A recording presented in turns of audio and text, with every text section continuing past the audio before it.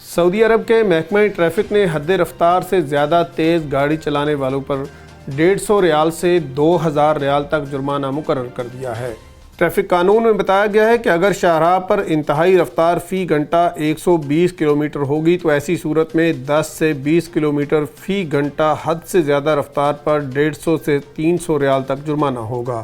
اور اگر انتہائی حد سے تجاوز 20 سے 30 کلومیٹر تک زیادہ ہوگا تو ایسی صورت میں 300 ریال سے 500 ریال تک جرمانہ ہوگا، اور اگر حد سے زیادہ رفتار 30 تا 40 کلومیٹر ریکارڈ کی گئی تو 800 تا 1000 ریال جرمانہ ہوگا۔ اگر انتہائی حد سے زیادہ رفتار 40 تا 50 کلومیٹر ہوئی تو ایسی صورت میں 1200 سے لے کر 1500 ریال تک جرمانہ ہوگا، اور اگر مقررہ رفتار سے 50 کلومیٹر زیادہ رفتار سے گاڑی دوڑائی گئی تو ایسی صورت میں کم از کم جرمانہ 1500 اور زیادہ سے زیادہ 2000 ریال ہوگا۔ ٹریفک قانون میں بتایا گیا ہے کہ اگر شاہراہ پر مقررہ انتہائی رفتار 140 کلومیٹر فی گھنٹہ ہو تو ایسی صورت میں خلاف ورزیوں پر 5 تا 10 کلومیٹر تجاوز پر کم از کم 300 اور زیادہ سے زیادہ 500، 10 تا 20 کلومیٹر تجاوز پر کم از کم 800 اور زیادہ سے زیادہ 1000، اور 20 تا 30 کلومیٹر تجاوز پر کم از کم 1200 ریال جرمانہ ہوگا، اور اگر مقررہ حد سے تجاوز